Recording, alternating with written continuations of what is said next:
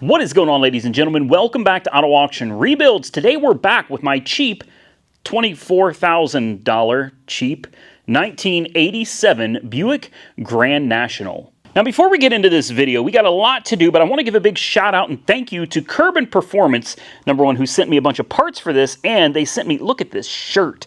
I would be wearing it today, but I just got through with a massive project and my clothes are absolutely disgusting, and I could not do that to this beautiful shirt, nor this hat that they sent me. So thank you so much to Curb Performance.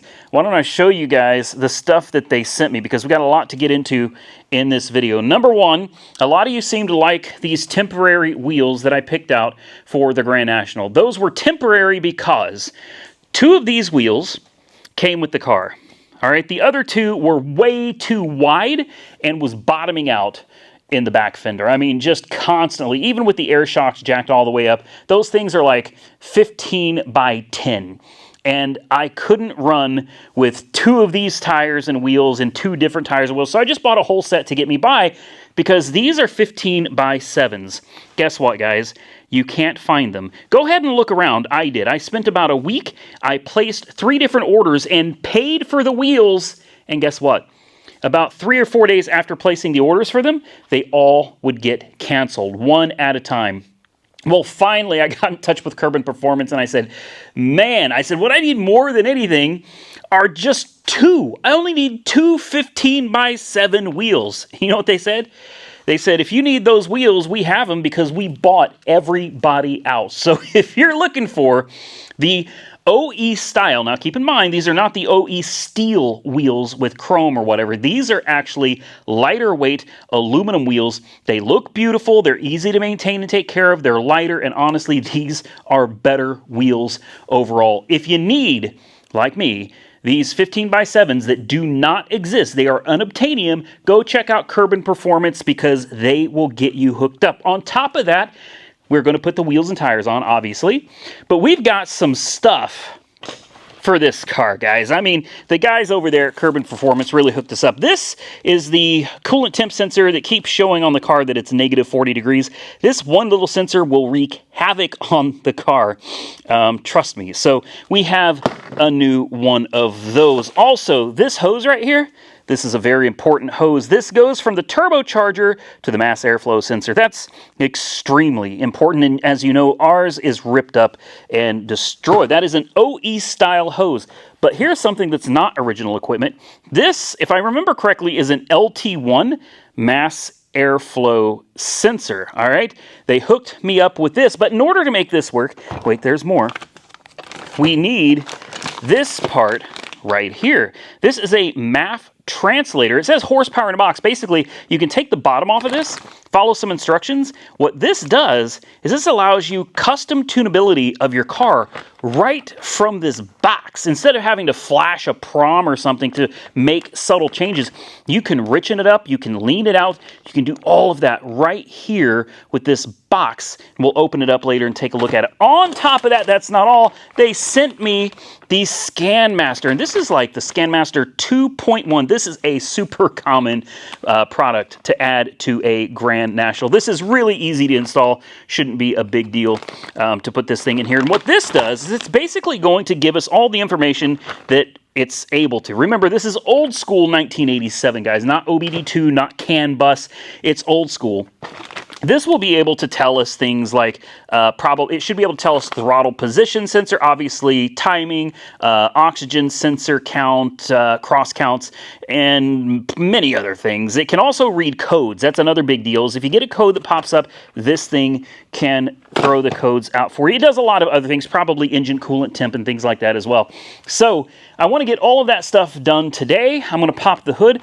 I'm going to take these home with me. I've kept these in the shop just so I could show them to you on this video, and I'm going to take them home because I actually want to wear those.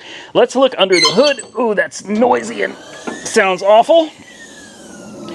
And here is what we're working with. And I know we're still missing a few parts. That's because I need to get this thing running right before I go buying more parts for it. This right here, what the heck is this, man? Like, this is, well, you know what this is? This is embarrassing. That's what that is. That's embarrassing. This old mass airflow sensor, we are certain, number one, Ugh, golly, come on. There we go. Number one, we're certain that this mass airflow sensor is not the right one. It is a factory AC Delco. It says so right there, but this is not the right one. The factory original mass airflow sensor for this car, the connector would have been at a 90-degree elbow. It would have been, instead of straight like this, it would have been down to be plugged in from like under here. So this is not right. Obviously, dryer vent tubing, that's 3-inch dryer vent tubing. That's not right either. So no wonder the car doesn't run right. Like, the thing actually runs like crap when it's cold. Once it's warmed up, it does pretty good. But when it's cold, you can't keep this thing running. So we're going to jump into this. I think the first thing we're going to work on is changing out this hose, which it attaches to this bracket. The mass airflow sensor attaches right here. So we're definitely going to take this off, and then we're going to take off this entire hose all the way to the turbo. And then we can start routing the new mass airflow sensor, the new hose, and then we got to find somewhere to mount our, our MAF translator. All right, guys, let's loosen up this clamp on the turbo. Get that done and over with. Hopefully I don't cut myself, man. Golly. This is all like dryer vent tubing. I've never seen anybody do anything quite like this before. You got a 10 mil that you take off the bolts on the mass airflow sensor. I'm not sure if the LT1 MAF is going to bolt back up to this stock location. Something tells me it's probably not going to, so we're going to have to figure that out. We've also got to figure out a location to mount the MAF translator. We want to put it in a place that's not likely to get wet, because I'm not sure if it's waterproof or not, so definitely going to try to put it somewhere that it'll be protected. All right, easy peasy, lemon squeezy. There we go. Dryer vent, guys. Literally, it's dryer vent and tubing. I don't know. Bum ba bum ba bum ba bum. Bum bum bum bum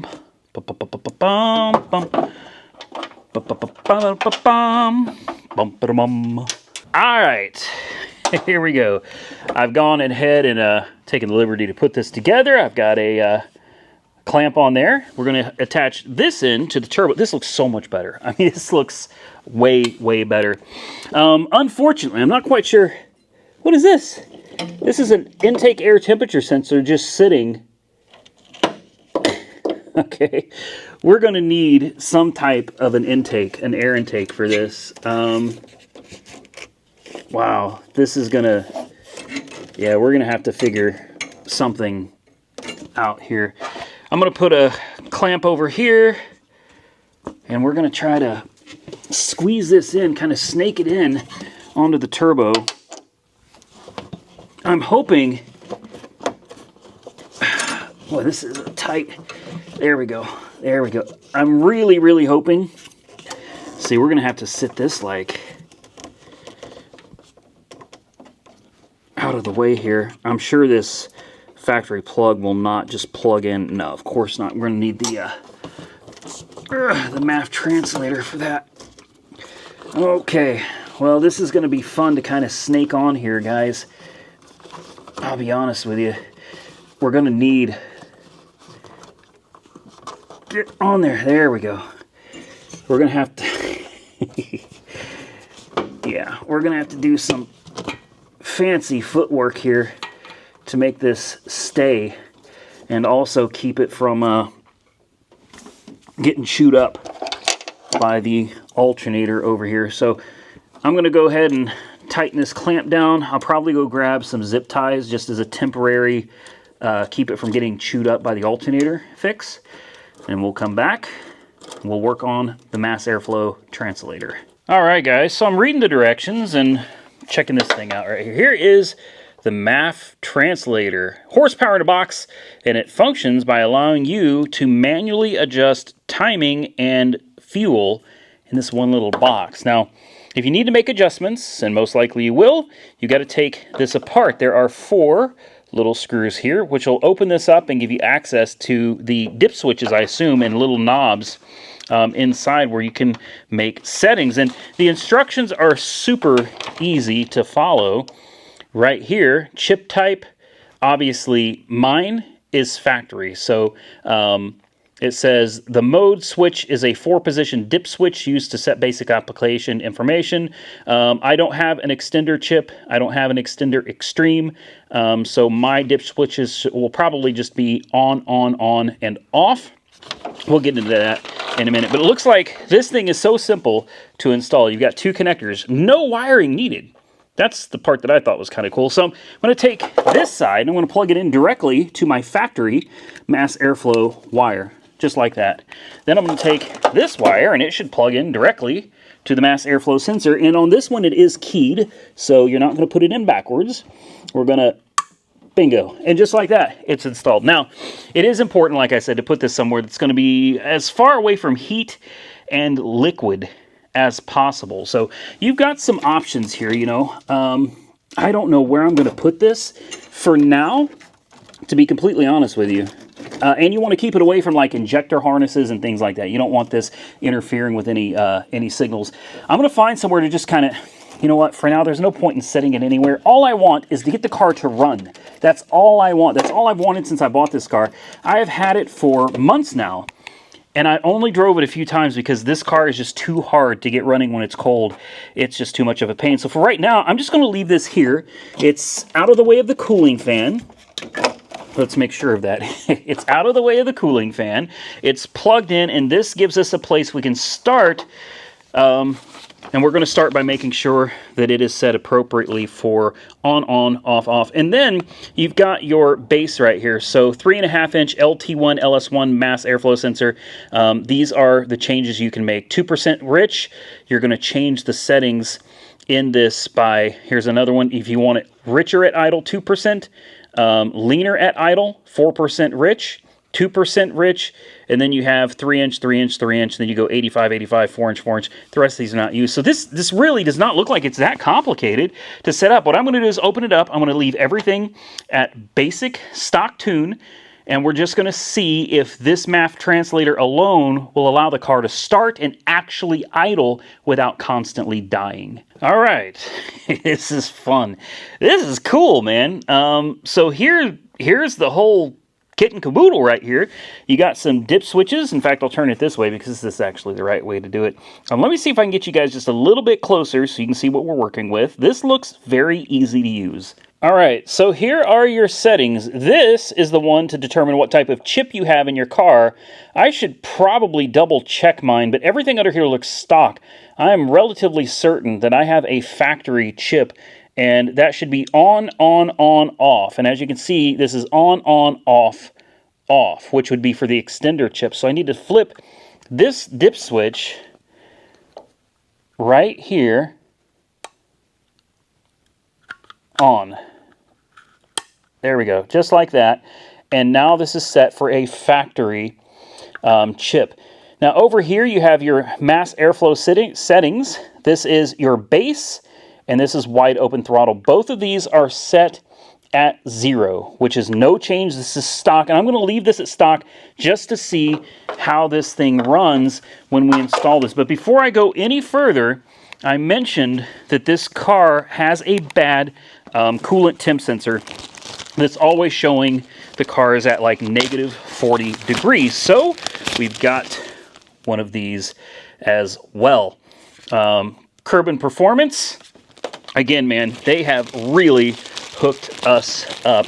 This is easy to change. I'm not going to film doing it. It's literally just this little sensor right here, 2-prong sensor, really easy. And if you're wondering, well, where's the sensor live? Well, it's behind a bunch of wires, which will make it, I've been looking for that, which will make it a little more difficult. But it actually resides on the front of the, oh boy, that is going to be, that's no big deal.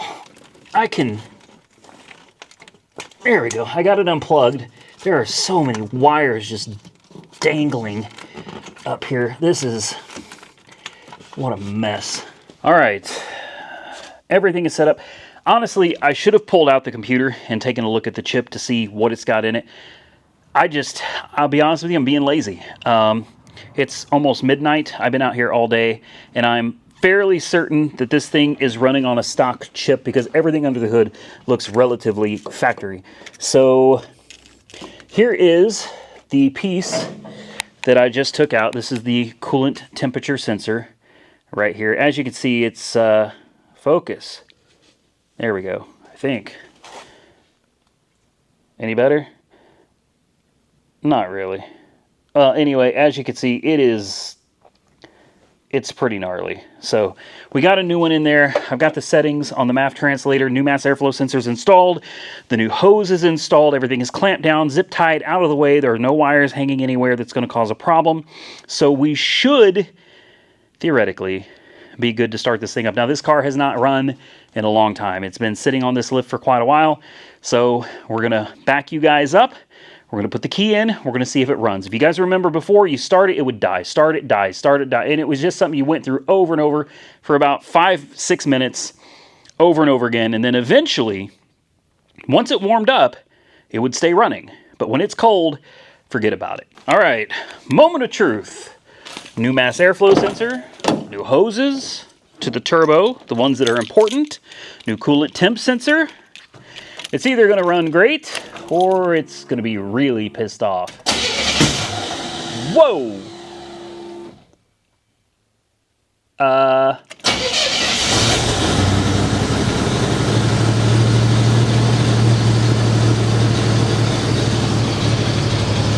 It's not happy at all.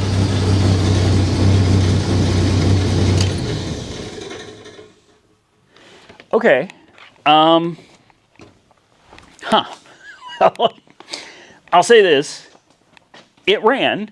Not only did it run, but it didn't die. It's running poorly. Pretty sure I heard a backfire out of the intake, which is probably not ideal, but it ran and it didn't die. So obviously something's not set up quite right, and it almost has to be with this mass airflow sensor. So let me do a little research and see what I can come up with. All right, remember I said I was too lazy to check my computer? Well, because of the way it was running, I decided probably in my best interest to check the computer. And here's what I've got. I've got a service number and some other numbers that I have no idea what they all go to. And then here is where the chip goes, right here in the bottom. Now, I took the chip out. So here's the chip I pulled out of it, and it's got some writing on it. I don't really know what it says. ACXA0942. I'm assuming this is like a stock chip. On the back side of it, it says JT8 with G in parentheses, and then AB20/P. Again, what does this mean? I have not a clue. All I know is that we're going to have to put this back in here. Is this keyed? Uh-oh. I don't remember how it goes in. Surely it'll only fit... it seems like it wants to go that way. The last thing you want to do is bend these pins. Yeah, it doesn't seem like it's going to fit this way at all. So, looks like we should be able to just kind of... There we go. Slide this back in. The chip is in. We'll put the cover back on it, tighten everything down, and we will reinstall the computer. And then I guess we've got some figuring out to do. All right, so I think I may have figured out what's going on here. If you notice, I've got my, hell, I forgot what it's called, like my caliper tool, whatever. I decided to measure, and this mass airflow sensor from here to here, inside diameter, is exactly 3 inches. So I'm thinking maybe this is not the 3.5 inch that I thought it was, which is the settings that it's already set for. If this is a 3 inch, then those settings need to be set for 3, 4, or 5, starting with number 3, I presume. So we're going to start with just the base. That screwdriver is too big. I'm going to need a smaller one, and we're going to turn it to number 3, and hopefully that will get us better off than we are now. All right, I've got the base set for 3. I haven't touched the wide open throttle yet. I'm not even worried about that. I just want to get it to where it's actually running decent. So we're going to try this again. And I'm not going to lie, I'm nervous because I'm afraid I'm going to blow the car up or something. Wait, that's perfect. That's perfect. It's running perfect. It has never started and idled like this before, not ever. Wow. Uh-oh, is it gonna die? You can see the idle is starting to kind of, you know, here it goes. It's gonna die, right? Come on. Come on.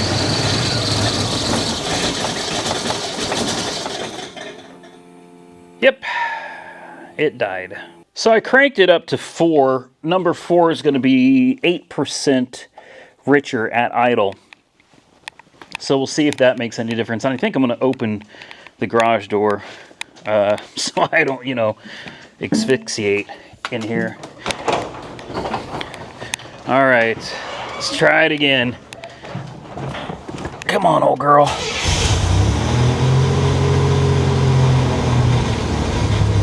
No check engine light.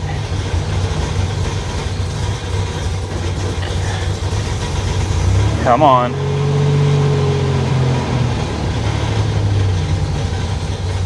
Yeah, it's... Oh, great. My hood just fell closed. That's nice. Yeah, see, I'm hitting the throttle and it's running like crap. It's running really poorly.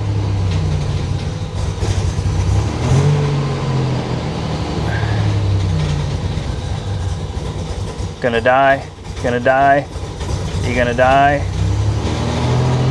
Oh, Lord.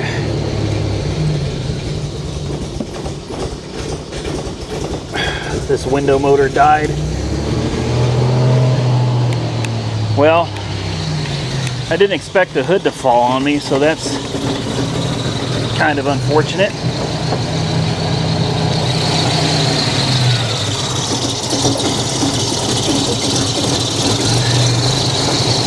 And she's not happy. Thankfully, it didn't hurt anything. We can crank this up, make it a little richer, but I don't know if that's actually going to make any difference or not.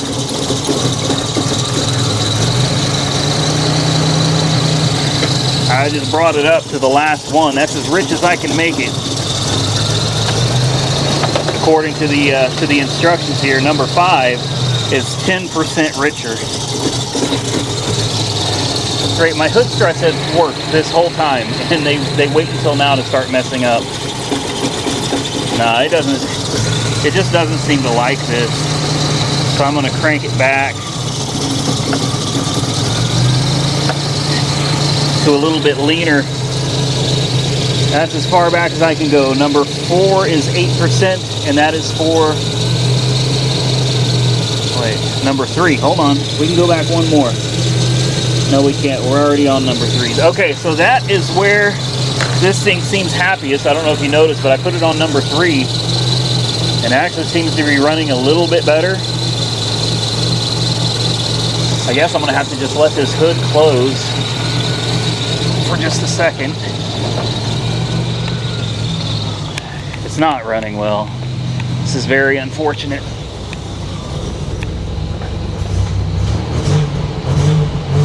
I mean, I do have throttle response now.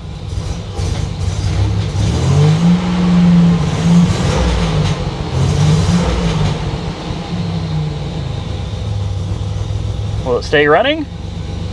Yes, it will.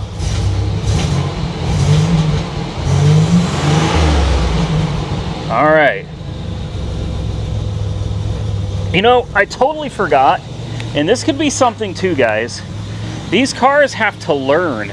When you swap a bunch of crap out, like you throw a mass airflow translator, a new mass airflow sensor from a different car in here, a new coolant temp sensor, like it has to go through an adaptation process, and I did not allow it to do that. So there is a slight possibility that it just needs to be run and driven. So I think what I'm going to do is I'm going to put you guys down. I'm going to probably take this thing out for a little ride. I'm going to put all this back together, put it in a place where everything is safe, and just take it out for a quick spin and see how it's running when we get back. So interestingly enough, I took it out and it is not happy. It would get into boost, and I've got something new on the dash that I've never seen before, and maybe it had something to do with unplugging the computer and plugging it back in. I currently disconnected the mass airflow sensor, but right here where it says turbo power, there are two lights under here. Let me see if I can get you guys just a little bit closer. Right here where it says turbo power, underneath that are two lights. This one is yellow, this one is red. Well, for the first time ever, I'm out on the road and I'm getting into boost and it's lighting the tires up, man. It's having itself a great time when you would get it into boost. The problem is it stumbles and stutters and it's just not very happy. But when you would get into boost for the first time, you'd kind of get into it a little bit and the yellow light would come on. And then when you really were into boost, when it was like ripping the tires off, the red light would come on. Now, I don't know if that's just like maximum boost. I don't know if it's telling me there's something wrong. I have no idea. What I'm going to do right now, though, is I'm going to take off this mass airflow sensor. Unfortunately, I'm not sure that I've got the settings right at all. I'm not even sure that I've got this thing set up as the proper, is it a 3-inch? Is it a 3.5? I'm really not sure. So I'm going to take this off, put the other one on, and we're going to see if it runs any better. All right, the original mass airflow sensor is back on the car. I disconnected the battery for about a minute, and then I hooked the battery back up. We're just going to see if it does anything different, because it was running pretty poorly.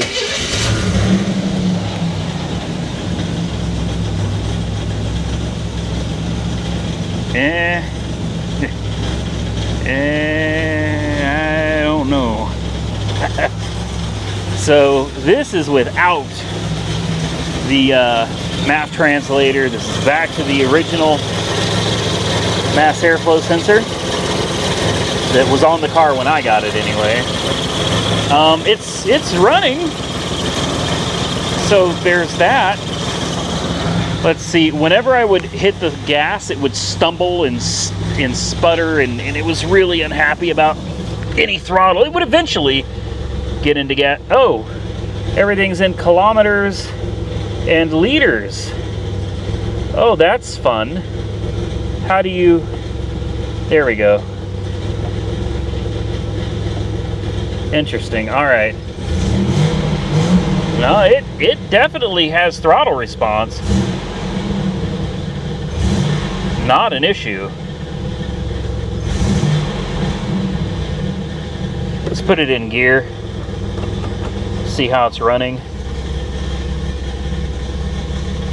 It's actually not running too bad. If you hear something that sounds like rocks rattling around, the idle's definitely a little erratic. Here's where we're at. Yeah, that noise. That's the catalytic converter. I don't think it's actually bad, but there's a clamp that holds it onto the exhaust and it has come loose. So the catalytic converter is kind of just rattling around down there. I need to get this thing up in the air. We need to change the wheels back to the factory wheels anyway. So I'll go ahead and take a look and see if there's something I can do to maybe tighten that catalytic converter up a little bit so it's not making so much noise.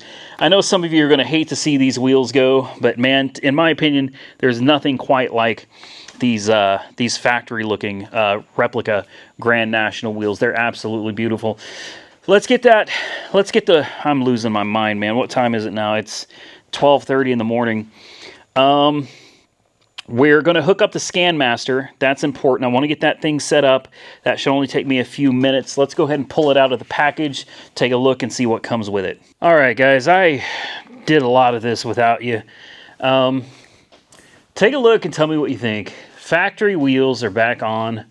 I think it looks really, really good. I got to give a big shout out and thank you again to Kerbin Performance for hooking me up with the wheels and all of the parts. So here's what I did off camera. Aside from install the wheels, I also installed my ScanMaster, which it's not very good. My install job, as you can see, I've got wires. And the reason for that is, well, let me see what time it is.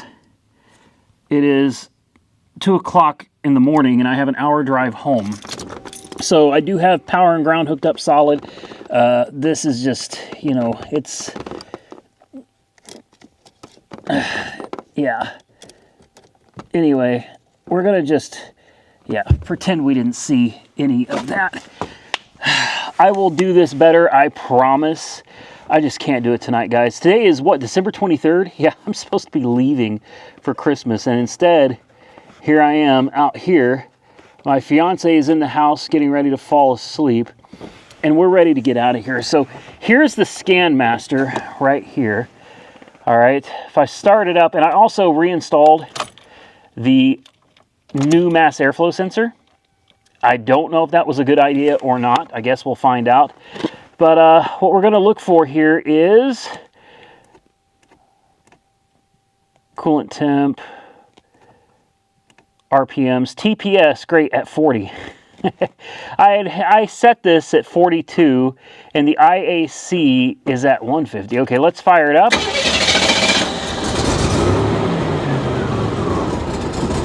Come on. You want your IAC to be... Yeah, that ain't good. Come on. I also tightened up the catalytic converter, so it shouldn't be rattling anymore. Let's give her just a little throttle.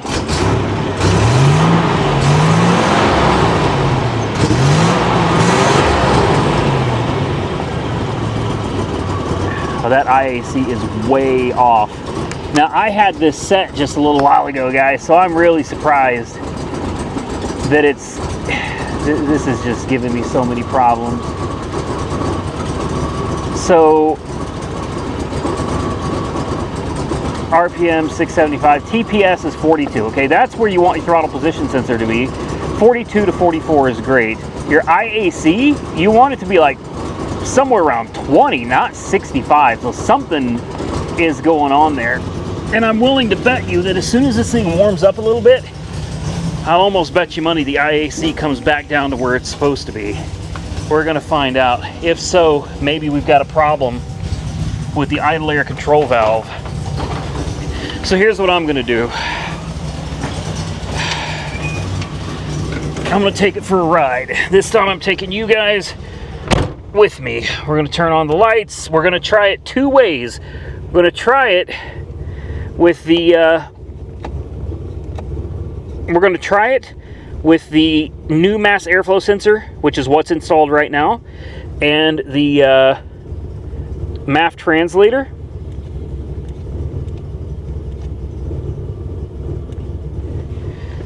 Yeah, that's pretty bad. IAC is way off.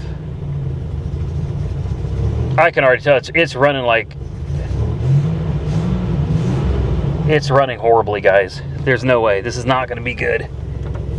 Okay.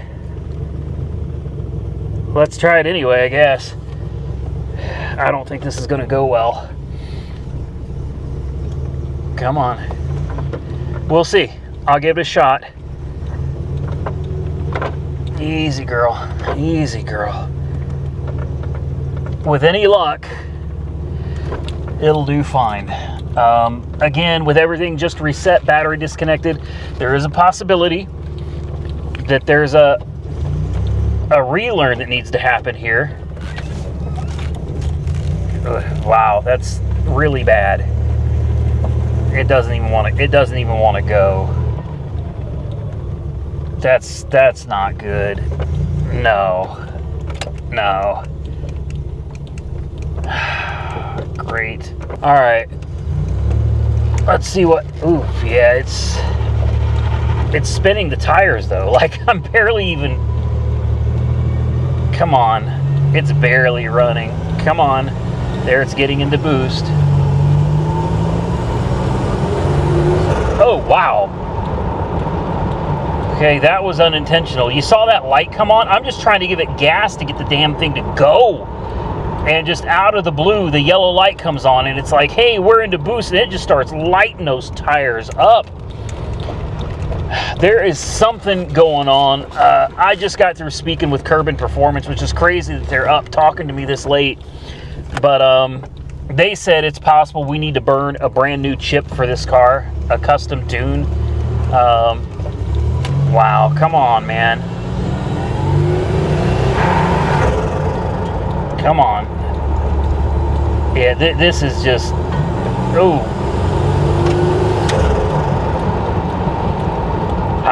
Guys, I'm frustrated. It's 2 in the morning. It takes me an hour to get home. I've got one more thing that I'm going to do to this car. I'm going to swap out the original mass airflow sensor right now with this new one. I'm going to disconnect the MAF translator, the new MAF. I'm going to just go back with the old stuff.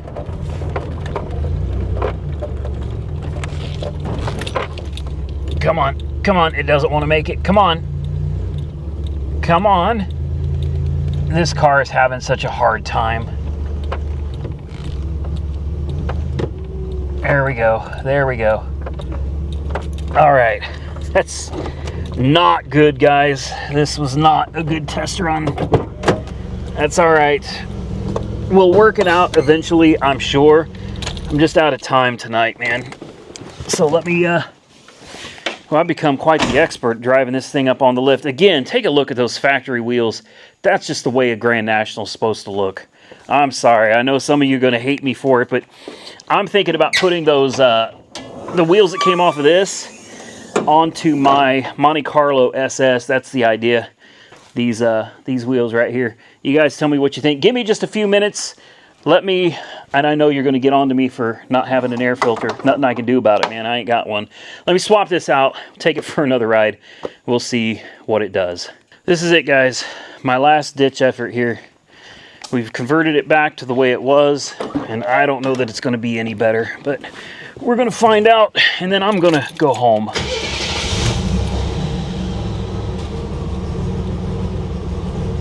Well, seems like it's running better. Let's see what the Scan Master thinks.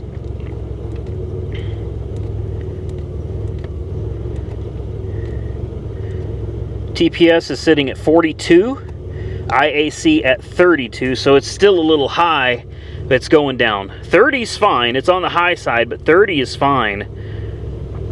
29 is better. If we could get it down to around 20, that'd be great. But 29 is fine. Like right now, everything is where it needs to be.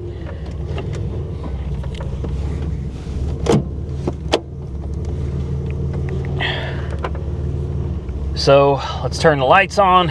This is the last go around with this for the night, guys. I'm beat. It still seems like it's kind of stumbling a little bit, you know. So there may be something else going on. We already put new plugs, new wires. We put all new silicon vacuum lines on this car. Oh, wow, that's much better. That is much better. Okay, that is far better than it was. Oh. It's already trying to light the tires up. Before I was having to tap on the gas just to, you know, keep it going. Now the thing is like, it's out of here, man. No doubt. All right. All right. Let's turn it around.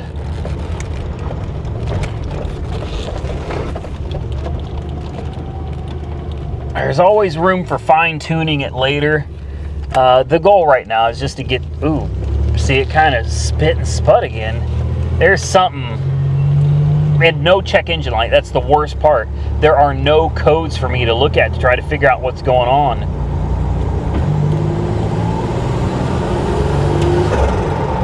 There's the yellow boost light. It seems to be running better with the original mass airflow sensor, and that's just kind of an unfortunate fact. Now keep in mind, you can see my speedometer. I'm not even going the speed limit, so if anybody comes out here throwing rocks, number one, this is not a loud car. You noticed it's not making those rattling noises anymore. That's really nice. The catalytic converter was loose. A clamp came off. I tightened it up and it's not making any noise now, so looks like he's in bed. No, I'm not going to do a burnout in front of his house. I really don't want any problems out here. I've got enough drama. I don't need any more. All right, once we get here, the speed limit goes up to 55 and then immediately 65. So this is where, you know, if you're going to get on something, this is the place to do it. There's no houses out here. We'll turn on the brights, maybe we can see a little bit better. And let's just...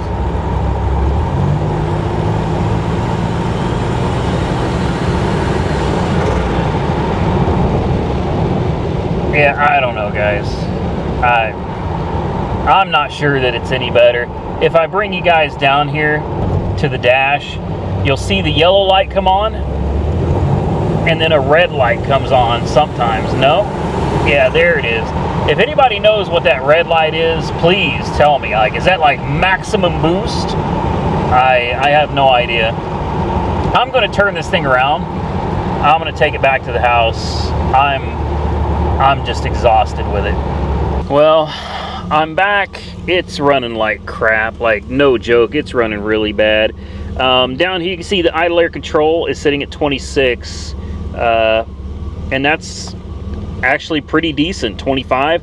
And the throttle position sensor is still sitting where it's supposed to be at 42. So I don't know, man. New plugs, new wires, new vacuum lines. I mean, we've really kind of gone through this thing, man. And it's just kind of pissed off. So I don't know what more I can do with it. I do realize that when I was driving, I had a lot of wind noise. Well, the door was wide open, so there we go. I think I'm going to shut her down. We're going to call it a night. If you guys see anything that's concerning to you, I'm going to run through the Scan Master real quick, because I'm sure some of you know a thing or two about a Grand National. All right, so I'm just going to run through. Remember, it is sitting at an idle. I'm just going to run through this. So there's idle air control valve is sitting at 23, which is decent. Cross count 224, 229, 230. I don't know what that is, to be honest with you. This is the O2 millivolts, 273. Will it... Obviously it changes, so it appears the oxygen sensor is working. I guess that's air fuel ratio, 0.5. Obviously when I... Or maybe that's airflow.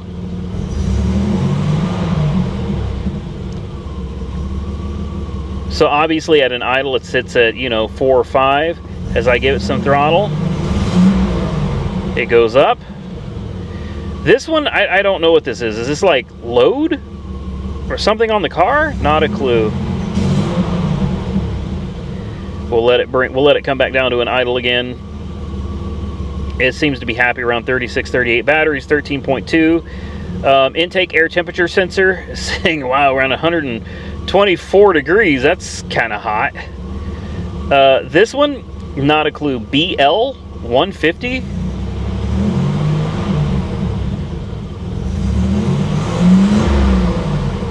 120, 106, 140, and then 150 once it's back to an idle. Miles per hour. Coolant temperature is sitting at 190. ATS, I have no clue what that is, but 124. Does not seem to change when I hit the gas. You could hear it just breaking up, cutting out, and the RPMs. So that's everything, guys. And IAC is down to 20, which is exactly where I wanted it to be. Yeah, I'm done. I don't understand it. We've done a tune-up. I've got a car that's a mess. I've got a lot of wiring to finish up. My computer is hanging out down there. I've got my old school scanner, and this I found very interesting too.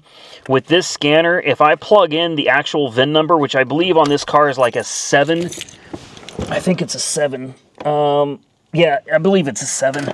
But if I enter the actual VIN number for this car, that code reader will not read the codes on this car.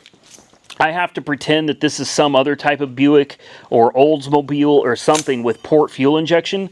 And when I do that and select V6, it will read. But if I select like this particular car, Grand National, with that VIN number, that old school code reader won't read anything. So There's something going on. I don't know what it is. And that's the problem with buying somebody else's project.